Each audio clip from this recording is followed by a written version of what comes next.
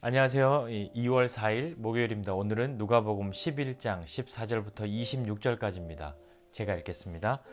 예수께서 한 말 못하게 하는 귀신을 쫓아내시니 귀신이 나가매 말 못하는 사람이 말하는지라 무리들이 놀랍게 여겼으나 그 중에 더러는 말하기를 그가 귀신의 왕 바알세불을 힘입어 귀신을 쫓아낸다 하고 또 더러는 예수를 시험하여 하늘로부터 오는 표적을 구하니 예수께서 그들의 생각을 아시고 이르시되 스스로 분쟁하는 나라마다 황폐하여지며 스스로 분쟁하는 집은 무너지느니라. 너희 말이 내가 바알세불을 힘입어 귀신을 쫓아낸다 하니 만일 사탄이 스스로 분쟁하면 그의 나라가 어떻게 서겠느냐. 내가 바알세불을 힘입어 귀신을 쫓아내면 너희 아들들은 누구를 힘입어 쫓아내느냐. 그러므로 그들이 너희 재판관이 되리라. 그러나 내가 만일 하나님의 손을 힘입어 귀신을 쫓아낸다면 하나님의 나라가 이미 너희에게 임하였느니라. 강한 자가 무장을 하고 자기 집을 지킬 때에는 그 소유가 안전하되 더 강한 자가 와서 그를 굴복시킬 때에는 그가 믿던 무장을 빼앗고 그의 재물을 나누느니라. 나와 함께하지 아니하는 자는 나를 반대하는 자요 나와 함께 모으지 아니하는 자는 해치는 자니라. 더러운 귀신이 사람에게서 나갔을 때에 물 없는 곳으로 다니며 쉬기를 구하되 얻지 못하고 이에 이르되 내가 나온 내 집으로 돌아가리라 하고 가서 보니 그 집이 청소되고 수리되었거늘 이에 가서 저보다 더 악한 귀신 7을 데리고 들어가서 거하니 그 사람의 나중 형편이 전보다 더 심하게 되었느니라. 아멘. 예수님이 여러 가지 일들을 하실 때 사람들의 반응은 다양했습니다. 호의적인 사람도 있고요. 그렇지 않은 사람도 있고요.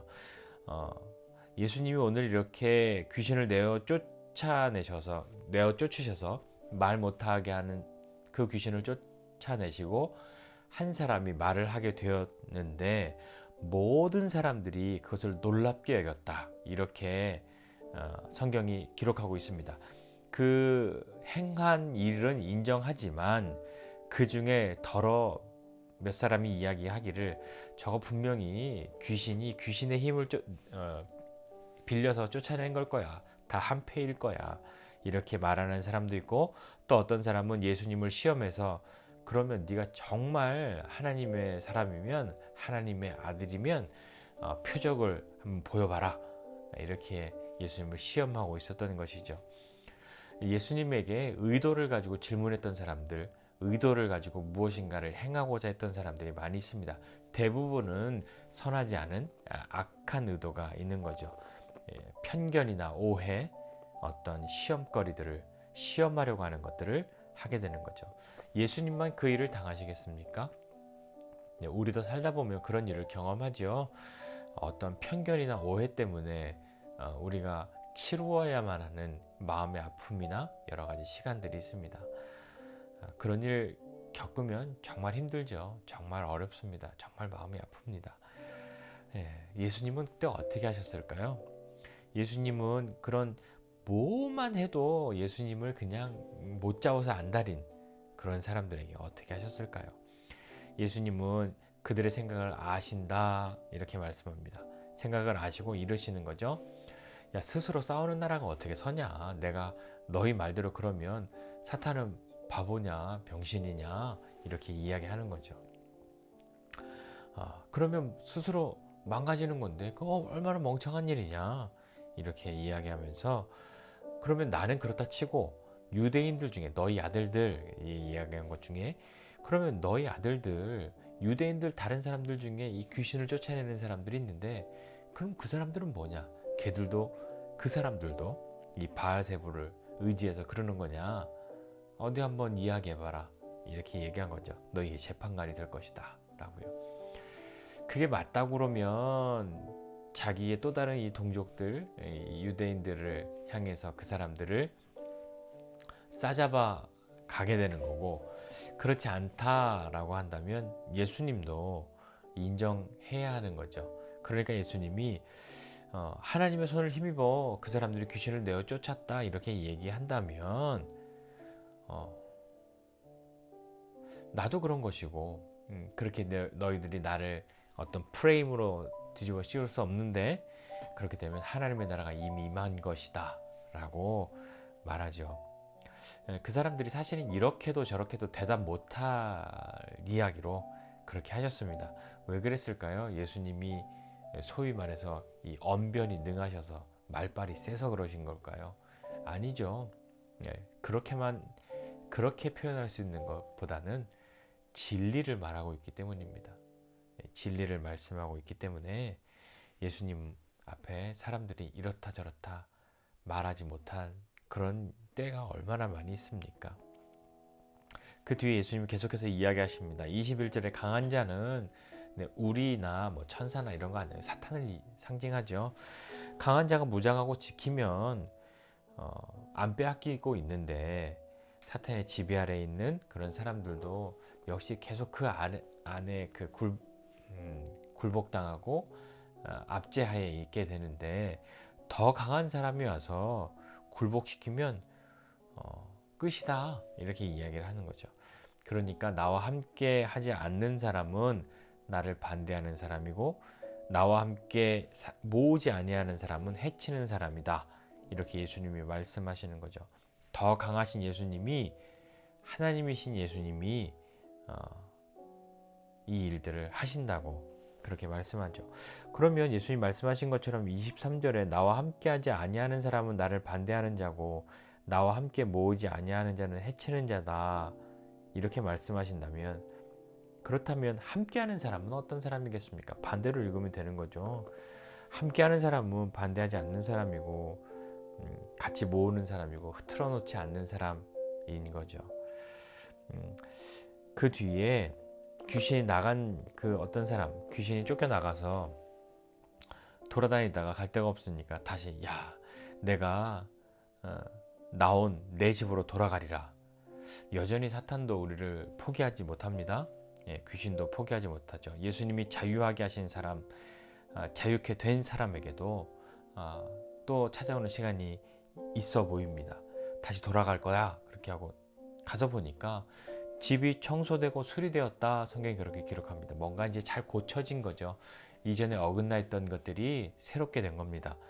그러니까 이거 안 되겠는데 해서 가서 더 악한 귀신 7을 데리고 들어가서 거기에 산다.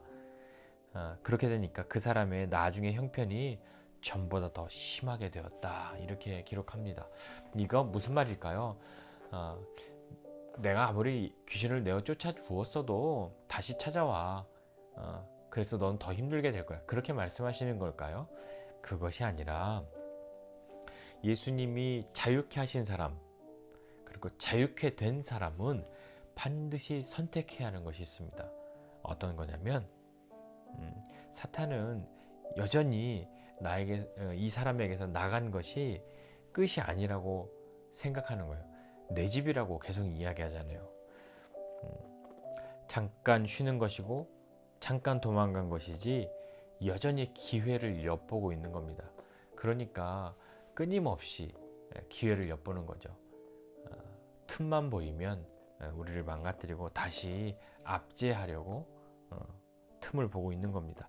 그러니까 이렇게 자유케 된 사람, 예수님이 자유하게 하신 사람이 반드시 해야 될 것은 무엇이냐면 누가 주인인가 하는 것을 명확하게 밝혀야 합니다. 그래야 빼앗기지 않는 것이죠. 여전히 내가 주인인 사람 아니면 뭐 이도저도 주인이 없이 그냥 빈집처럼 애매하게 있는 사람 그런 사람이라면 계속해서 틈을 보이고 있는 겁니다. 그러니까 예수 그리스도가 내 주인이시라는 것을 명확하게 선언하고 살아가야 틈을 보이지 않게 되는 것이죠. 내 집이라고 사탄이 말할 수 없게 만드는 것입니다.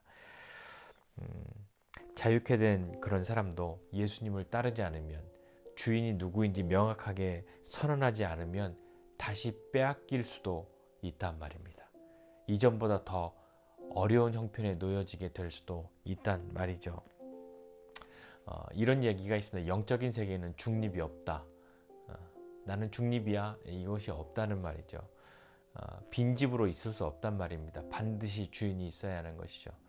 누가 주인이냐? 그것은 우리가 선택하는 것입니다. 이렇게 예수님이 자유하게 한 그 사람은 그 상태, 여기에 보니까 청소되고 수리된 그 상태를 유지하고 지속하고 발전시켜야 할 그런 것이 있지 않겠습니까? 주인이 누구냐에 따라 달라집니다. 등기부 등본을 정확하게 만들어 놓아야 하는 것이죠. 내 주인은 예수 그리스도라는 것을. 그렇다면 그것이 유지되고 지속될 수 있는, 주인이 그분이라는 것을 명확하게 알 수 선언하고 사는 그 삶은 어떤 삶이겠습니까? 여전히 이거 내 거야 라고 덤비는 세력들이 있는데 어떻게 해야 되겠습니까? 그때 우리가 명확하게 깨닫고 나가야 하는 것이 하나님의 은혜입니다. 그 은혜가 매일같이 우리에게 없다면, 공급되지 않는다면, 우리가 모른다면 주인이 누구지? 모호하고 혼란스러운 시간이 우리에게 생겨날지도 모릅니다. 내 주인이 누구인지 정확히 살피고 정확하게 분명하게 선언하여서 다시 소유권의 분쟁에 휩싸이지 않는 그런 삶을 살아야 하지 않겠습니까? 오늘 우리는 누구에게 속해 있는지, 청소되고 수리된 이 집 온전하게 가꾸고 지속하며 살아가야 할 책임이 우리에게 있다는 것, 그것을 유지할 수 있는 힘은 하나님의 은혜라는 것을 다시 한번 기억하고 믿음으로 살아가는 저와 여러분 모두가 되시기를 주님의 이름으로 축복합니다. 기도하겠습니다. 하나님 아버지, 은혜와 사랑을 감사드립니다. 하나님, 정말 우리 마음의 주인이 누구인지 분명하게 선언하게 하여 주시옵소서. 하나님, 청소되고 수리된 집 다시 조금 더러워지고 슬슬 망가져 간다고 주인이 없구나 그렇게 여길 것이 아니라, 여전히 내가 주인으로 살아가는 것이 아니라 예수 그리스도가 주인이심을 분명히 선언하고 사는 삶으로 우리를 격려하여 주시고 인도하여 주시기를 원합니다. 하나님, 청소되고 수리된 집, 그 은혜 가운데로 다시 들어가도록 주님 우리와 함께하여 주시고, 오늘도 믿음으로 하나님의 자녀로 다시 빼앗기지 않는 삶을 사는 우리 되도록 힘 주십시오. 은혜를 베풀어 주십시오. 예수님의 이름으로 기도드립니다. 아멘.